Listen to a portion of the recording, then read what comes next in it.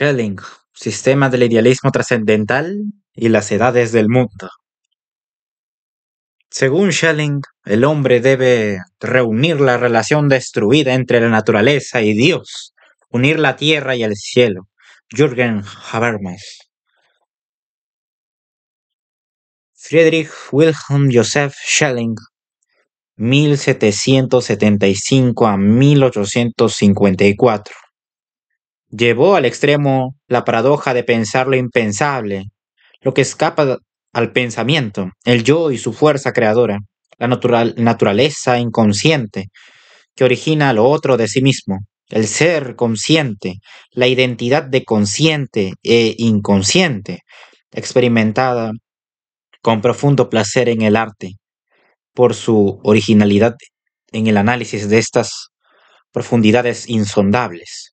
Forma junto con Fichte y Hegel el gran trío filosófico del idealismo alemán. Pero el impacto de Schelling alcanza más allá del idealismo. Podría decirse que la filosofía lleva ADN de Schelling desde el siglo XIX hasta la actualidad. Ostentan su marca pensadores tales como Kierkegaard, Schopenhauer, Nietzsche, ni en general el existencialismo de Jaspers y Heidegger. Hoy, tras los horrores y fracasos del siglo XX, aumenta la vigencia de Schelling. La ilustración entra con arritmia en el siglo XXI. ¿Quién se atreve a sostener hoy que el mundo actual haya nacido de la matriz de la razón? La libertad no es un obús que marca el trayecto de la historia. Es, más bien, posibilidad del bien y del mal, de fracaso y nuevo comienzo. Nadie como Schelling pensó tan a fondo el don precioso y peligroso que marca la irrepetible singularidad del hombre.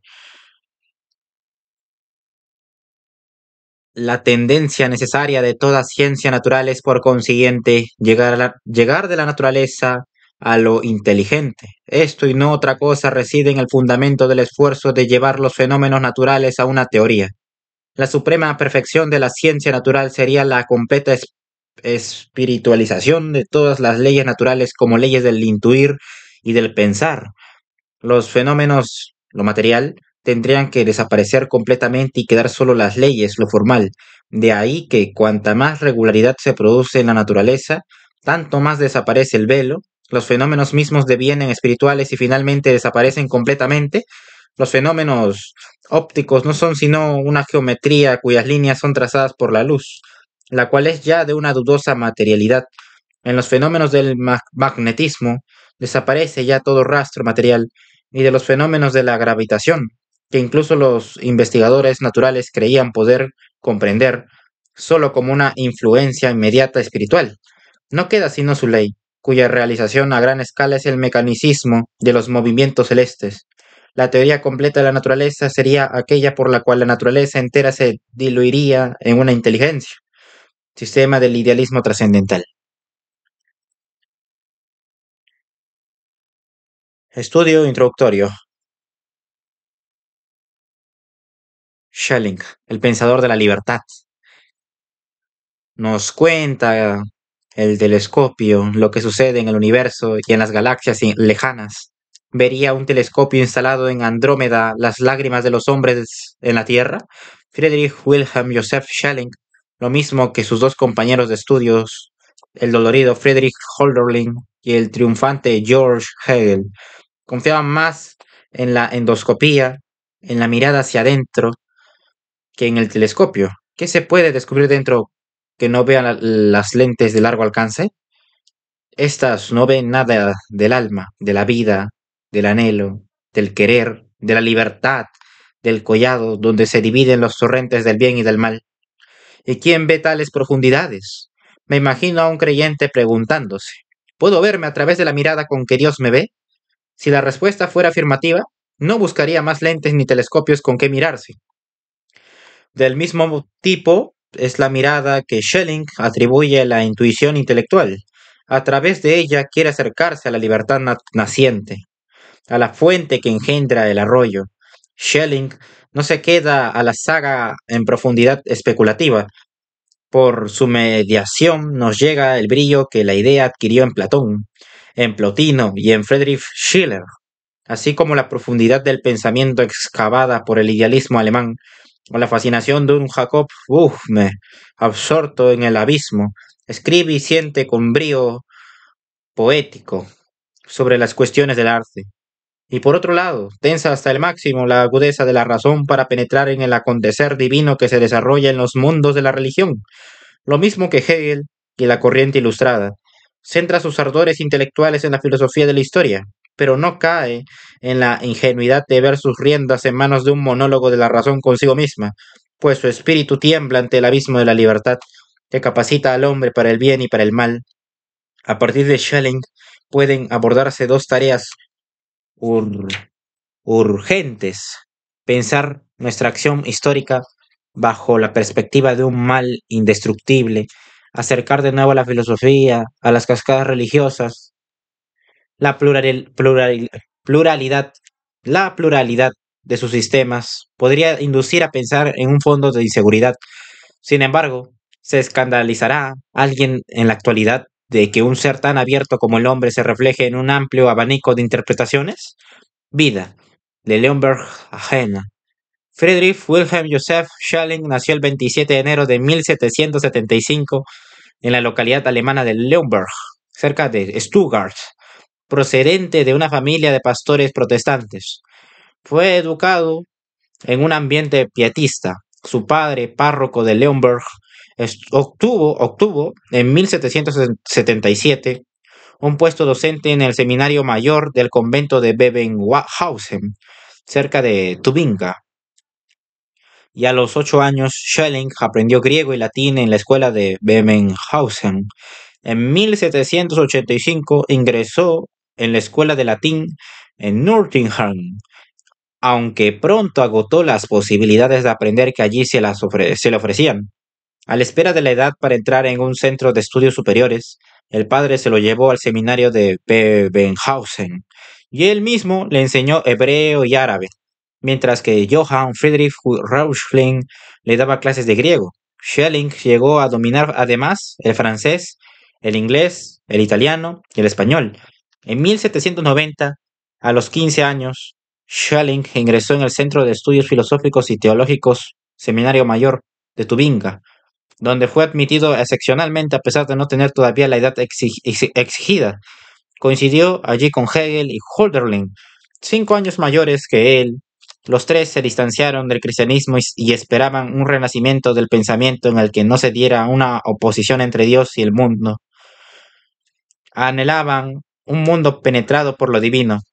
Los tres se conjuraron para que llegara el reino de Dios, una expresión acuñada por Hölderlin. Jóvenes inteligentes, nacidos en familias sencillas, tuvieron acceso a una formación esmerada gracias a las becas concedidas por el duque de Württemberg. Y al terminar los estudios, los alumnos solían colocarse en las parroquias y en la administración estatal, sobre todo en la docencia, y muchos obtenían sus primeros ingresos como preceptores en familias de alta posición.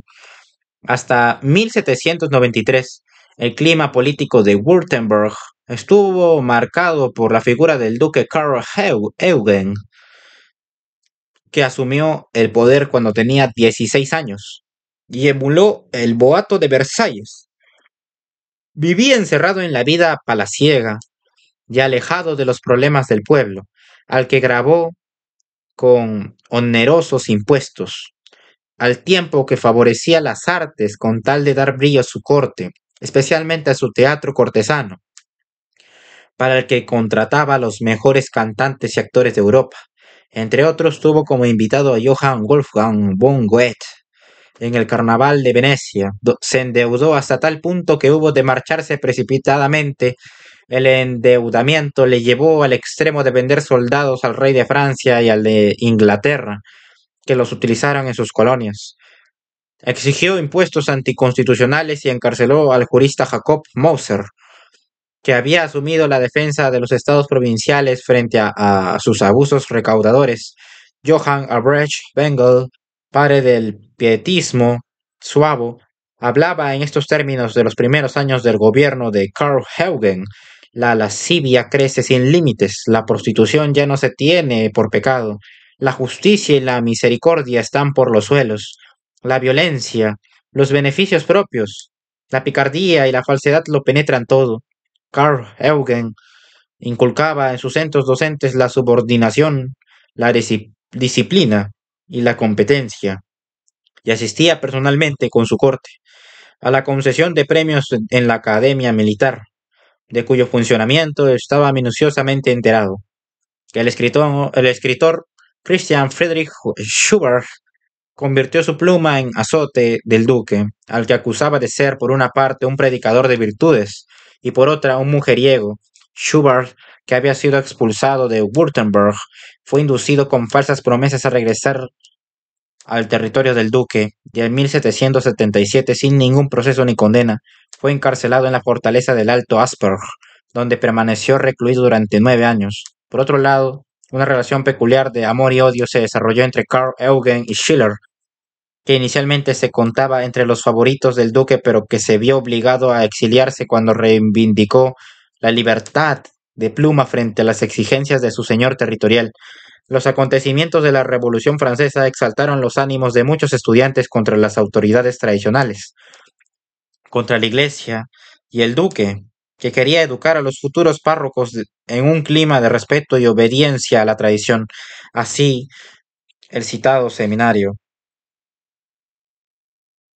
de Tubinga tenía el cometido de acabar con el espíritu de innovación y con el libre pensamiento, y en él se prohibía fumar y visitar lugares de baile y tabernas. El duque se sentía legitimado para intervenir en el seminario cuando lo considerara conveniente, pero las repercusiones de la Revolución Francesa apenas podían controlarse, y los estudiantes leían con entusiasmo Los ladrones de Schiller, las poesías de Schubert y las obras de Baruch Spinoza. Schelling cursó sus estudios impregnado de esta atmósfera y pronto se convirtió en uno de los espíritus más inquietos.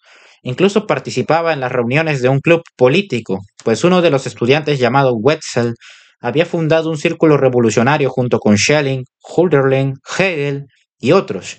Schelling conoció la Marsellesa a través de Wetzel y la tradujo al alemán. Hölderlin, Hegel y Schelling, como símbolo de la libertad, plantaron un árbol en la pradera del Neckar, y este grupo de estudiantes recibió con júbilo la noticia de la ejecución del rey de Francia, aunque Schelling quedó decepcionado de la época del terror y sustituyó el ideal de la revolución política por el de la revolución filosófica. Schelling inició su formación universitaria en 1790 y asistía a clases de filosofía, historia, física y exégesis bíblica.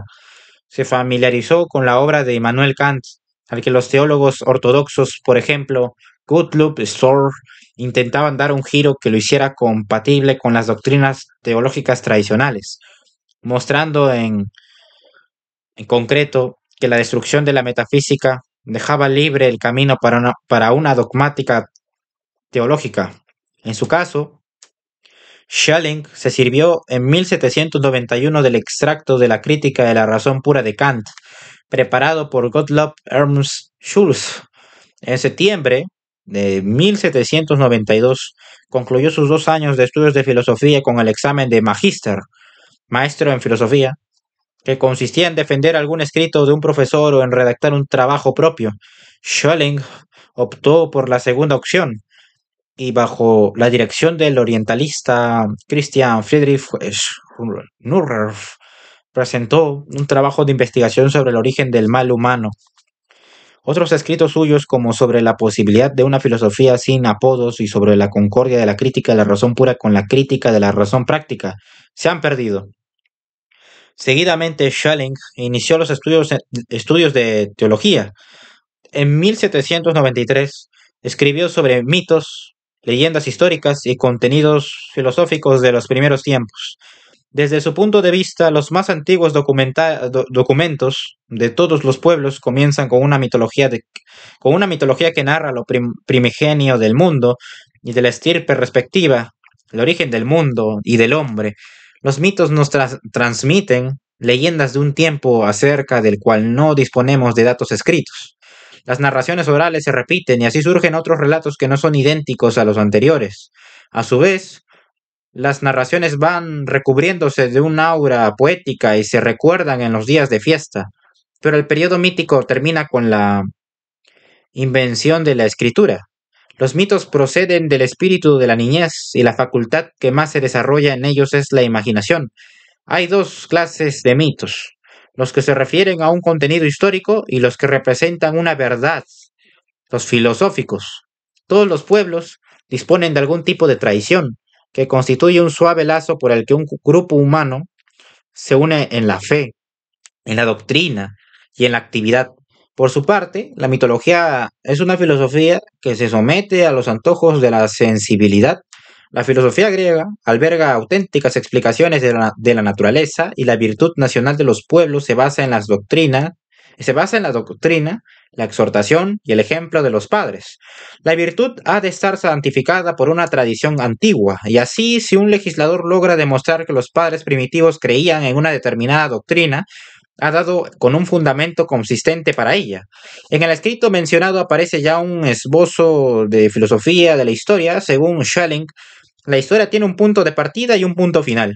El punto de partida es el estado de naturaleza, y el término final es el estado consumado de la razón. En ese estado, la naturaleza no desaparece, pero no opone ninguna resistencia a la razón. Naturaleza y razón se oponen como necesidad y libertad. Entre los dos extremos transcurre la evolución histórica. El mito del pecado original significa, según Schelling, la entrada de la razón en la naturaleza, el final de la armonía entre el hombre y la naturaleza, así como la irrupción del mal. De lo contrario a la razón. La ilustración es un esclarecimiento de la razón acerca de sí misma, de modo que pueda aspirar consecuentemente a la configuración racional del mundo. En una primera época del desarrollo de la historia domina la razón, en una segunda época el juicio y el entendimiento, y en la tercera época se cultiva la razón por mor de ella misma. En conjunto, la historia es un proceso en el que la razón se hace consciente de sí misma, y sólo cuando la ilustración se generalice se dará el paso decisivo para la consumación de la historia mediante la acción libre. Entonces, la razón dominará por doquier tanto en el plano jurídico como en el moral. En 1794, Schelling escribió sobre la posibilidad de una forma de la filosofía en general, ensayo que se publicó el año siguiente, cuando su autor tenía 20 años. Schelling lo compuso estimulado por la lectura del escrito de Johann Gottlieb Fichte sobre el concepto de filosofía de la ciencia, aparecido en el mismo año. Fichte tenía en alta estima el escrito de Schelling, para el que una ciencia es un todo que adopta la forma de una unidad. Las partes de esta unidad se subordinan a una condición que las determina como partes. De acuerdo con Fichte, el supremo principio fundamental de una ciencia debe ser la condición de su contenido y de su forma. Y este principio no puede ser más que el yo puesto originariamente a través de el mismo yo igual yo, que en el acto con que se pone a sí mismo pone también el no yo. Este escrito indica que Schelling ha empezado a pensar la filosofía de Fichte e intenta apropiársela. En 1795 concluyó sus estudios de teología con la tesis sobre Marción, enmendador de las cartas paulinas, en las que defiende al agnóstico Marción frente a la acusación de haber falsificado las cartas de Pablo. En ese mismo año publicó sobre el yo como principio de la filosofía o sobre lo incondicional en el saber humano, y cartas filosóficas sobre criticismo y dogmatismo, de las que luego hablaremos.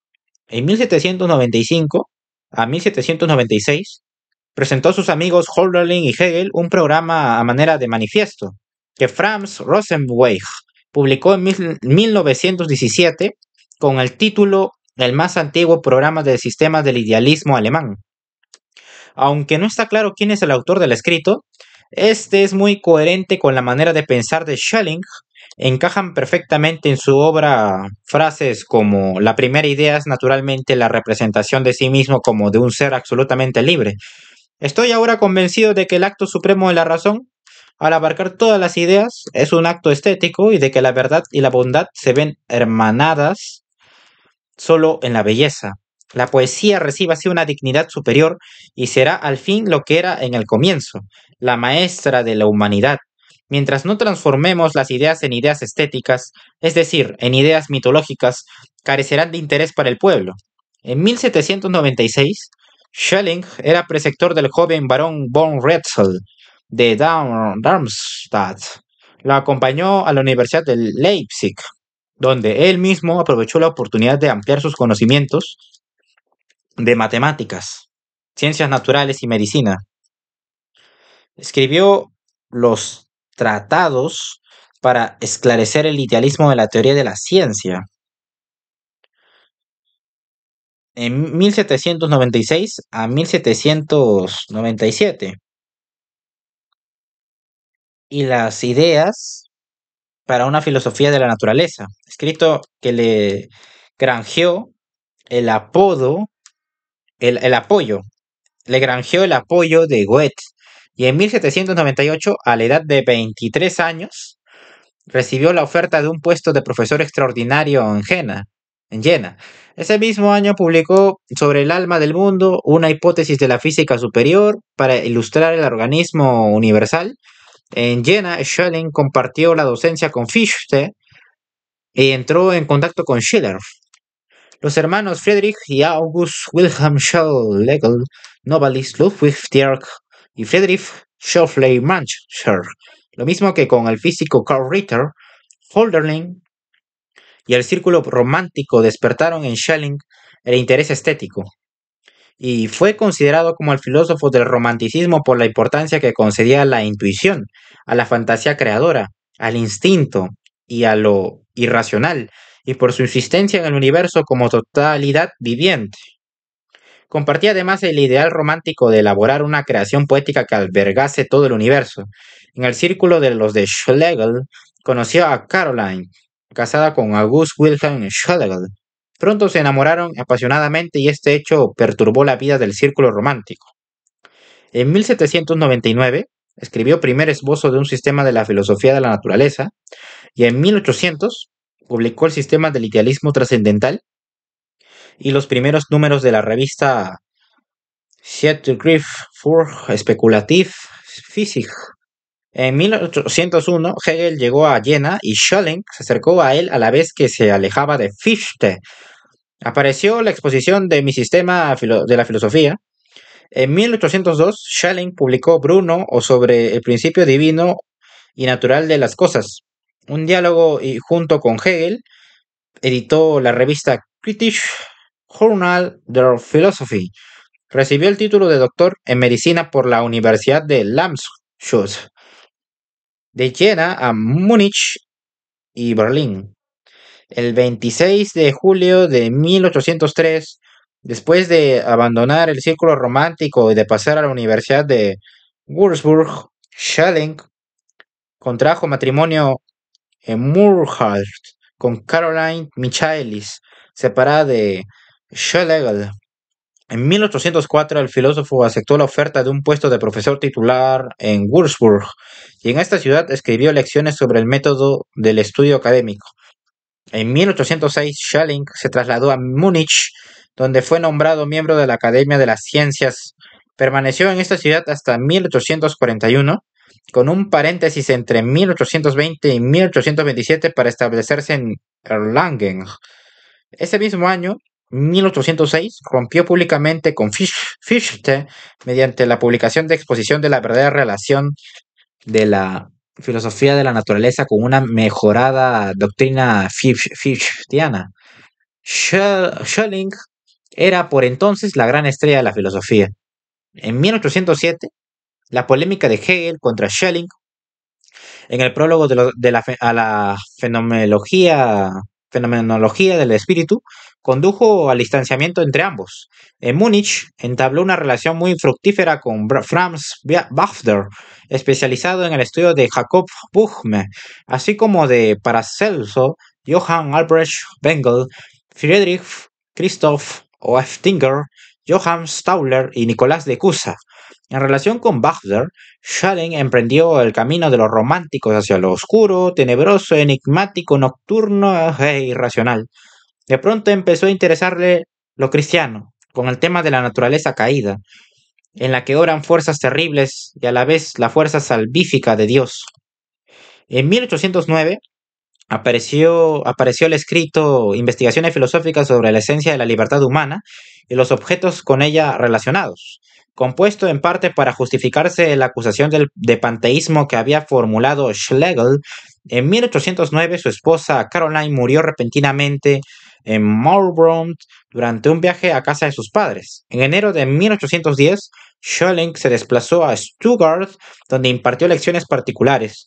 En octubre regresó a Múnich e inició la redacción de Las Edades del Mundo, Die Weltalter. Entre tanto, Hegel se había abierto paso como nuevo astro de la filosofía. En 1812, Schelling emprendió una disputa con Jacobi.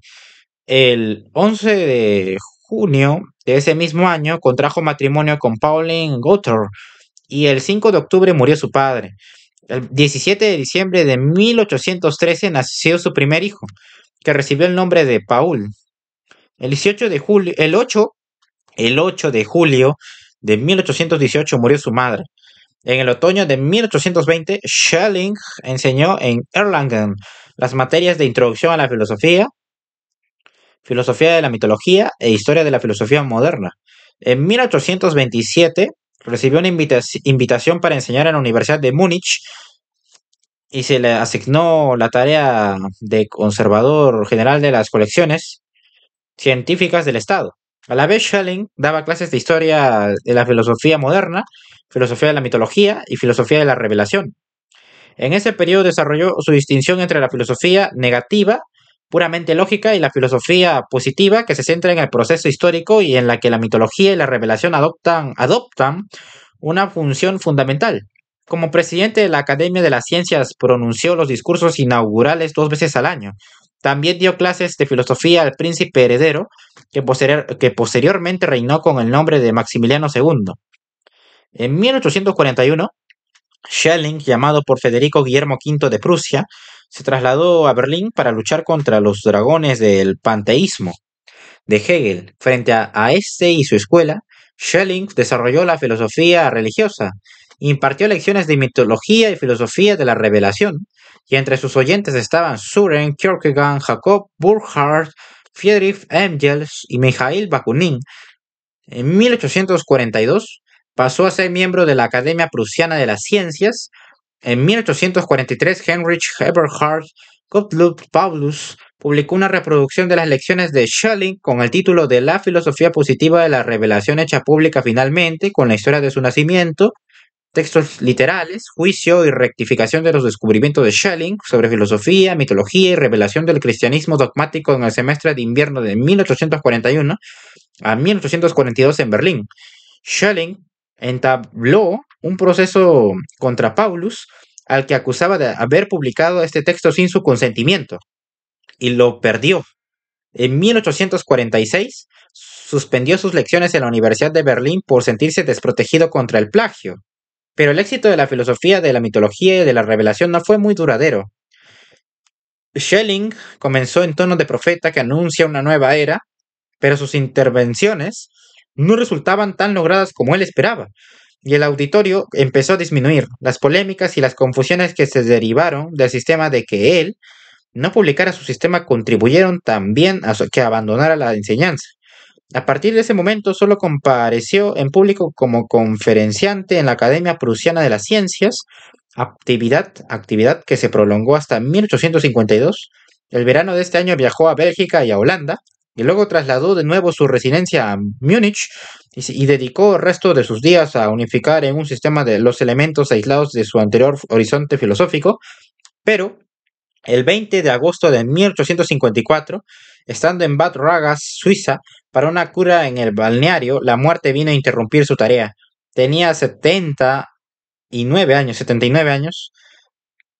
El 13 de diciembre del mismo año moría su segunda mujer, Pauline Gotha. Trascendencia histórica de Schelling.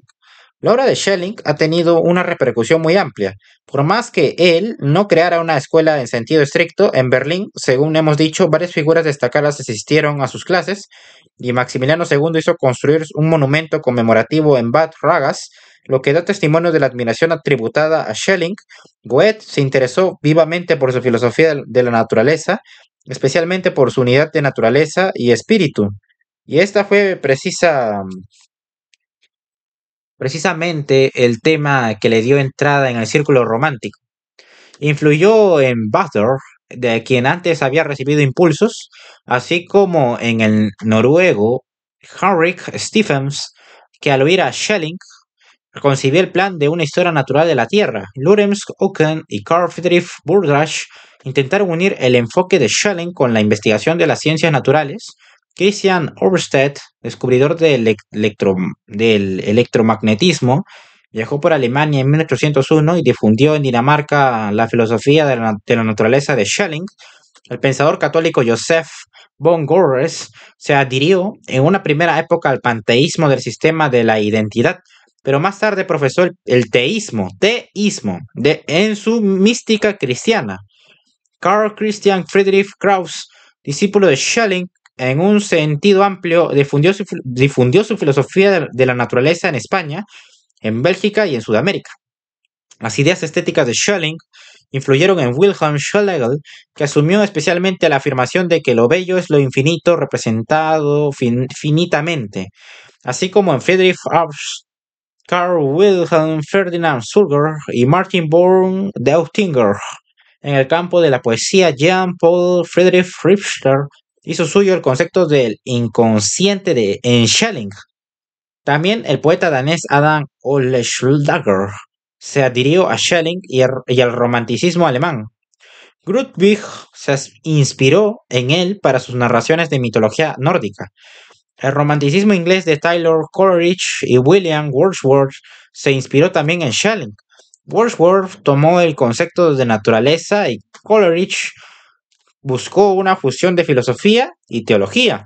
Pero Schelling también fue objeto de crítica, concretamente por parte de Friedrich Heinrich Jacobi, que en 1811 editó el escrito sobre las cosas divinas y su revelación, en el que se le acusaba de naturalismo nihilista y ateo. Schelling contestó indignado en 1812 también Kierkegaard, que en los años 1841 y 1842 asistió a sus clases sobre la filosofía de la mitología y de la revelación, trocó el entusiasmo inicial en un profundo desencanto. Entre otras cosas, llegó a decir: soy demasiado viejo para escuchar lecciones y Schelling es demasiado viejo para impartirlas. Toda su doctrina sobre las potencias delata una suprema impotencia. No obstante, se inspiró en él para una filosofía de la existencia que en el siglo XX influyó en Martin Heidegger y en Karl Jaspers.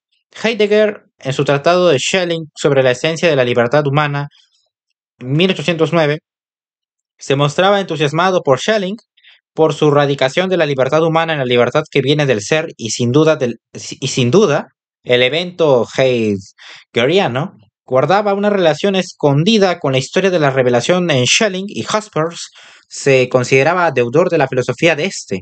Schelling, con su insistencia en lo oscuro y peligroso de la existencia, tema favorito de los románticos, influyó en Arthur Schopenhauer, en Friedrich Nietzsche, en Nikolai Hartmann, en Max Schiller y, como hemos apuntado, también en Martin Heidegger.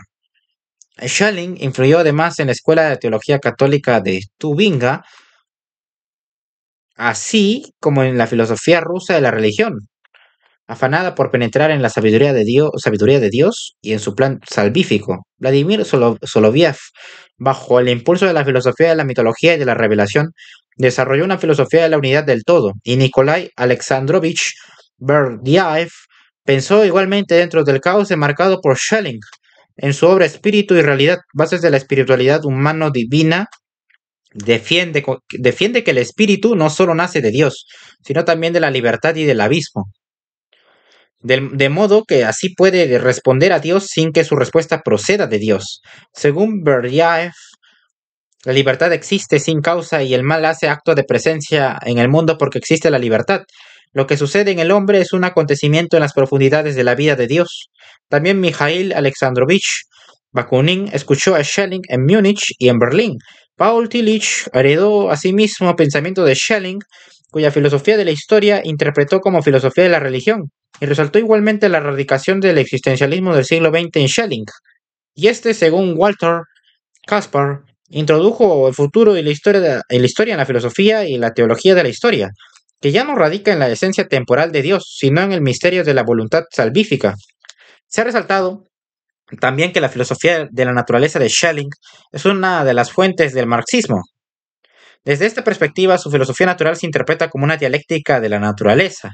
Los marxistas resaltan la concepción de la naturaleza como un movimiento, como su incesante producción, escisión y supresión, y esto dentro del desarrollo histórico concreto. Jürgen Habermas calificó a Ernst Bloch de un Schelling marxista.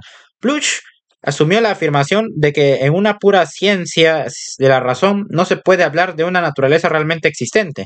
Objetaba a la idea de Hegel que ella no puede moverse por sí misma y como contrapartida recurría al motivo schellingiano de la existencia, al fundamento oscuro en el fondo de las cosas, a un problema de la realización que no puede resolverse basándose en un racionalismo total. Para Bloch, el fundamento irracional se convertía en un pilar para los sueños heréticos en torno a una vida mejor. Por otra parte, la voluntad como fundamento del ser trazaba un camino hacia la transvaloración de los valores en Nietzsche. La voz de Schelling se ha dejado sentir también en la teoría crítica, que asume los rasgos utópicos del concepto de la naturaleza, del concepto de naturaleza. Se perciben ecos schellingianos en lemas como la resurrección de la naturaleza. Habermas, en su reflexión sobre Schelling, ha resaltado el carácter cripto-materialista de la filosofía de las épocas del mundo y extrae de él la tesis de que el origen histórico del mal, del dominio, implica la posibilidad de su supresión. Acentúa concretamente la mediación del absoluto con la historia como una transición de la teogonía a la antropología, en el sentido de que la humanidad, como el otro absoluto, construye su propia historia. Puede decirse que Schelling ocupa una posición señalada en el origen de la filosofía contemporánea, pues ésta ha tendido a distanciarse de la omnipotencia de la razón, de la comprensión de la realidad como una simple transparencia de la razón.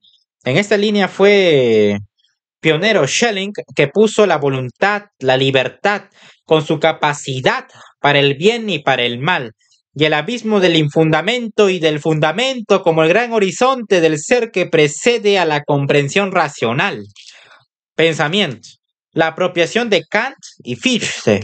La filosofía del idealismo alemán es un proceso de intensa apropiación, refutación y transformación de Kant. Según la forma más clásica de interpretar a este filósofo, el conocimiento consta de dos fuentes: el impulso de la realidad exterior a través de los sentidos y la configuración de ese material mediante las intuiciones de la sensibilidad pura, espacio y tiempo, y las categorías del entendimiento. Immanuel Kant no duda que a través de la sensación se nos ofrece un mundo exterior. Duda solamente de que esas sensaciones lleguen a nosotros con ningún tipo de orden previo al que nosotros les imponemos. Imaginémonos tres situaciones. Miramos al cielo por la noche, entramos en una selva amazónica y bajamos del tren en una ciudad oriental cuya lengua desconocemos. Al mirar al cielo por la noche nos invade un sentimiento de admiración y extrañez. Vemos mucho, pero apenas podemos decir nada. ¿Qué podemos expresar? En todo caso, ¡qué inmensidad! ¡Cuántos puntos luminosos! Y poco más. Andar por regiones del universo denominando constelaciones ya es asunto de personas instruidas en astronomía. Las estrellas se dejan ver, pero no nos dicen cómo hemos de mirarlas. Ni siquiera susurran su propio nombre a nuestro oído. Otro tanto nos sucede en el bosque. Vemos enormidad de plantas, pero no sabemos cómo se llaman, qué son ni para qué sirven. Tampoco el bosque nos dice cómo hemos de hablar de él. Más bien, guarda un profundo silencio si no cantan las aves. Todo es extraño. Puedes llevarte un par de setas y una rama a casa para preguntarle al experto del pueblo: ¿qué seta o qué rama es esta?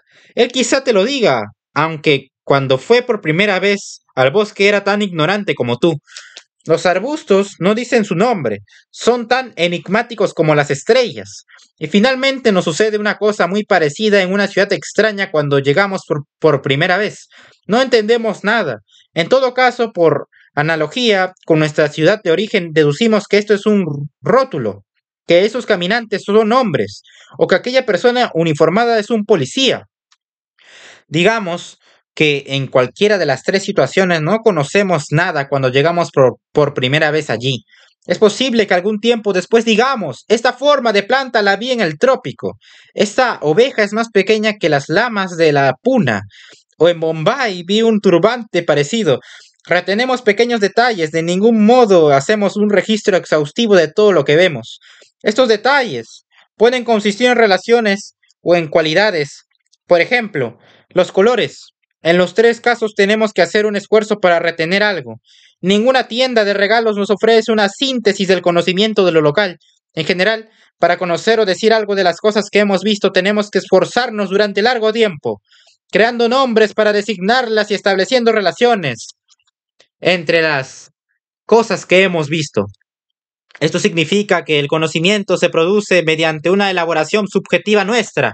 Ciertamente, vemos algo, pero tenemos que desarrollar una intensa actividad propia para decir qué es lo que vemos. O sea, tenemos que elaborar los estímulos sensibles mediante los actos de nuestro entendimiento. Experiencias de este tipo, que todos podemos reproducir en ciertas circunstancias, facilitan la comprensión de la concepción kantiana. Según Kant, las sensaciones son la ocasión y el estímulo para que se ponga en juego todo un conjunto de actividades del sujeto. En primer lugar, la intuición a priorística consistente en las intuiciones de espacio y de tiempo, y en segundo lugar, las maneras de juzgar del entendimiento. Tanto las intuiciones mencionadas como los conceptos del entendimiento tienen un carácter a priorístico, y por esto son necesarios. En Kant hay que distinguir entre el sujeto empírico y el trascendental. El empírico es el que percibe gracias al sentido externo, que son las sensaciones, o el interno, que son los sentimientos, estados de ánimo, afecciones también. Y el trascendental es el que pone los actos universales y necesarios de la intuición y del entendimiento a priorísticos, que son previos a la experiencia. Eso significa que nuestro sentido exterior no puede percibir nada sin presuponer el espacio, pues no es posible captar nada como exterior sin representación del espacio en el que se encuentra algo. Y significa igualmente que en el sentido interno no puedo darme cuenta de que tengo ahora una afección que antes no tenía, sin presuponer ya el tiempo. Por tanto, lo primero que hace nuestra sensibilidad a priorística es situar las sensaciones en el espacio, según el sentido externo, y en el tiempo, según el sentido interno. El tiempo como anejo al sentido interno es previo al espacio, pues por ejemplo, para trazar una línea o figura tenemos que regirnos por el antes y el después. El tiempo es la forma de nuestro sentido interior, en el que se suceden las sensaciones. Las intuiciones a priorísticas de espacio y tiempo explican el carácter necesario de los enunciados de la geometría y de la matemática. Por ejemplo, si digo, ninguna figura puede tener menos de 3 lados, o bien, con 2 lados es imposible cerrar una figura. Esa imposibilidad no puede demostrarse mediante un proceso conceptual. Es simplemente intuitiva. A Kant le interesaban especialmente las proposiciones matemáticas, que para él eran sintéticas a priori. A priori significa que son necesarias y verdaderas previamente a la experiencia. Y el adjetivo sintéticas indica que en el predicado se expresa algo no contenido en el sujeto. A diferencia de los enunciados analíticos, donde el predicado no añade nada al sujeto y por tanto se reduce a resaltar algo que ya está contenido en él. Proposiciones al estilo de 13 y 12 son 25. Revisten para Kant un carácter sintético, pues en los números 13 y 12 no hallamos algo que sea 25. Los datos de los sentidos que recibimos y situamos en el espacio y el tiempo son sometidos a una mayor determinación gracias a los conceptos del entendimiento, que establecen la manera en que un sujeto puede unirse con un predicado. Es decir, las maneras de juzgar o enlazar Kant resalta en forma muy original la espontaneidad del entendimiento como capacidad de juzgar o enlazar, y como veremos, su concepción del juicio fue decisiva para el desarrollo del idealismo alemán. Según Kant, nada puede tener sentido en el entendimiento humano si no encaja con las maneras de juzgar que él establece, y que son fundamentalmente la cantidad, la cualidad, la relación y la modalidad. Esas maneras de juzgar no provienen de las cosas, sino que brotan de la espontaneidad del entendimiento. Este establece toda aquella red de relaciones entre conceptos que constituye la unidad y la objetividad del conocimiento, cuya unidad básica es el juicio, el enlace entre dos representaciones. ¿Por qué los juicios que son obra del entendimiento tienen validez? La respuesta kantiana coincide con la de René Descartes, a saber por qué el yo que realiza el enlace del juicio ve con evidencia el contenido de su actividad. En el juicio, tal como Kant lo concibe, hemos de distinguir la manera del enlace, así como la conciencia que el yo tiene de dicha acción. En 2 y 2 son 4. Hay un contenido, y a la vez la conciencia del enlace entre sujeto y predicado hecho por un sujeto que se mantiene en el curso de las representaciones cambiantes. Kant da el nombre de unidad analítica de la autoconciencia a la unidad por la que la conciencia del yo se afirma como siempre de nuevo la misma en relación con sus representaciones cambiantes, y llama unidad sintética de la autoconciencia al entramado del conocimiento objetivo, al sistema de relaciones entre las diversas representaciones. O sea, en la actividad trascendental por la que se articula el conocimiento se pone en entramado permanente de intuiciones y conceptos y a la vez la conciencia del yo que establece ese entramado. Por tanto, para Kant, el yo trascendental, el que establece las reglas del conocimiento válido, crea algo así como un mapa por el que se establecen las vías de conexión entre la sensibilidad y el entendimiento, entre los conceptos y entre las premisas y las consecuencias en los razonamientos. Alguna vez hemos jugado el Monopoly, a las damas, a lo que tú quieras. El que crea un juego establece sus normas. Algo así es el sujeto trascendental en la concepción kantiana. Kant crea, digámoslo así, el juego del conocimiento válido. Por otra parte, el yo trascendental, además de las mencionadas conexiones, implica la conciencia de la acción de pensar que se desarrolla en ellas. Esa conciencia se expresa como un yo pienso y yo emito este juicio. Y yo afirmo este contenido. Kant afirma en concreto que la representación yo pienso ha de poder acompañar a todas mis representaciones. Lo que Kant sostiene roza los límites de lo osado y lo prodigioso. No es sorprendente que en cada uno de nosotros actúe un yo que pone las reglas del conocimiento y esto en forma tal que esas reglas sean válidas para todo hombre. No somos una especie de hombre Dios, o por lo menos un hombre supratemporal que establece una constitución para todo el género humano. La crítica de la razón pura de Kant no solo trata del conocimiento donde cooperan íntimamente la sensibilidad espacio-tiempo y el entendimiento, las categorías, sino también del uso meramente lógico del entendimiento, pensar sin conocer, y de la actividad de la razón, que tiende a un orden total de nuestro mundo, y así plantea cuestiones como la existencia de Dios, la inmortalidad del alma, la finitud o infinitud del tiempo y del espacio, la finalidad en los organismos, la libertad. Los conceptos de la razón no son constitutivos, sino regulativos. Es decir, no nos dicen cómo están constituidas las cosas o cómo es el hombre en sí mismo, sino que nos indican una pauta del comportamiento.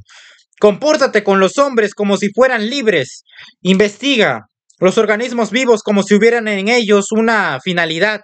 Investiga los diversos campos de leyes naturales como si se compaginaran entre sí en una unidad universal. El hombre se presenta así como un ser enigmático que por una parte está inmerso en la pura actividad de pensar y por otra ata una parte de esa actividad a las exigencias de la sensibilidad. Un problema especialmente arduo en Kant es el de la autoconciencia. El prefijo auto se refiere a lo que caracterizamos con los términos sí mismo y yo. En la terminología kantiana, La autoconciencia se refiere a la conciencia de la actividad que ejerce el yo y que se expresa en juicios como yo pienso, yo digo, indirectamente en expresiones como es evidente. No hay duda. Acuña Kant acuña el concepto de apercepción trascendental para referirse a la autoconciencia. La afirmación de que ésta se da plantea la cuestión de si el yo tiene una visión, una intuición de sí mismo. A este respecto, Kant no se pronuncia con claridad. Según él, no puede haber ningún conocimiento del yo puro. No sabemos qué es este. Sabemos qué realmente es, pero no qué es. El conocimiento tiene acceso a la aparición del yo, pero no al yo mismo, que es antepredicativo y precategorial, o sea, previo a cualquier enunciado. Kant afirma una percepción pura del yo que precede tanto a la intuición como al concepto, y él le da además los nombres de intuición empírica indeterminada. Kant afirma una percepción pura del yo que precede tanto a la intuición como al concepto, y él le da además los nombres de intuición empírica indeterminada, experiencia interna o percepción interna. Kant se resiste a decir que el yo tiene una intuición intelectual de sí mismo y sin embargo sugiere en forma equivalente que ésta se da, por cuanto según él existe el yo trascendental y tenemos un conocimiento inmediato y reflexivo de él. Es mérito singular de Schelling haber descubierto que en Kant se da una intuición intelectual, entendiendo por tal la conciencia que la conciencia constituyente tiene de sí misma, de modo que en el yo absoluto el acto consciente y aquello de lo que es consciente coinciden. Fichte y Schelling. Johann Gottlieb Fichte intentó desarrollar una filosofía fundada en un primer principio mediante la interpretación y la explicitación de lo que Kant dice acerca de la autoconciencia del yo trascendental.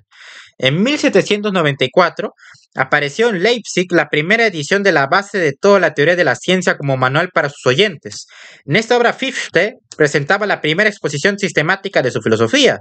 Aunque la obra no estaba destinada al público, pues había sido concebida como un material escolar, apenas experimentó cambios en ediciones posteriores. En el mismo año, Fichte redactó el escrito sobre el concepto de la teoría de la ciencia como introducción a su sistema.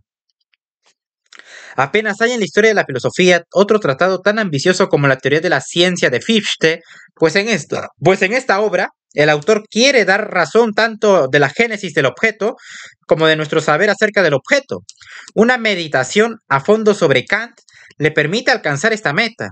Él había dicho que el yo trascendental pone la articulación de lo que debe considerarse como conocimiento y a la vez tiene conciencia de esta acción ponente, cómo se unen entre sí la autoconciencia y las estructuras del conocimiento. Puede decirse que el yo trascendental, por el hecho de conocerse, pone la articulación objetiva del conocimiento. Kant de ninguna manera admite que el yo, por el hecho de tener conciencia de sí o de desarrollar los conceptos del entendimiento, tenga también la correspondiente intuición sensible. Más bien, él mantiene la duplicidad entre la espontaneidad del yo trascendental y la afección procedente de la cosa en sí. Por tanto, de ninguna manera deriva la constitución del mundo exclusivamente a partir de la autoconciencia. Esto es precisamente lo que Fichte intenta. Él quiere deducir a partir del yo tanto la dimensión trascendental como la realidad del mundo. Quiere derivar de la acción del yo también la afección de nuestros sentidos, de tal manera que la cosa en sí se diluye en la acción de la subjetividad trascendental. En la historia de la filosofía, el antecedente más claro es Plotino, que llega a la producción de la materia a través de un proceso por el que, partiendo del uno, emanan el entendimiento, el alma y finalmente la realidad material. Podríamos decir que Fichte plotiniza a Kant. Fichte entiende la teoría de la ciencia como una ciencia de la ciencia en general, como la fundamentación de toda ciencia posible. Para esto, busca un principio absolutamente, primero, incondicional del saber humano. Este principio es el yo soy, que está implicado en todo pensamiento. Yo, en cuanto pensante soy, yo soy por el hecho de pensar. Esta realización del yo por el hecho de pensar se refiere al sujeto absoluto, entendido como una acción de pensar que carece de toda determinación. Este yo existe en la función del pensar y solo en ella. Para Fichte, el sujeto absoluto es el punto de partida para el desarrollo de los principios y las categorías del pensamiento. Normalmente, Fichte recibe la siguiente interpretación. El yo se pone a sí mismo en identidad consigo. Yo igual yo. Y a la vez divide esa identidad contraponiendo el objeto conocido, el mundo real, al sujeto que conoce. Así surge el mundo como un no yo opuesto a un yo, Junto con la acción de poner el yo y el no yo surgen los tres principios fundamentales que rigen el saber. El de identidad A igual a A. El de contradicción, no es cierto que A sea igual a no A. Y el de causalidad o relación entre causa y efecto. Para Fichte, estos tres principios son el correlato de la posición del yo. El de identidad es la acción por la que el yo pone su realidad y se mantiene en identidad consigo. Yo soy yo. El de contradicción tiene su correlato en la posición de un no yo, que como mundo objetivo se opone al yo.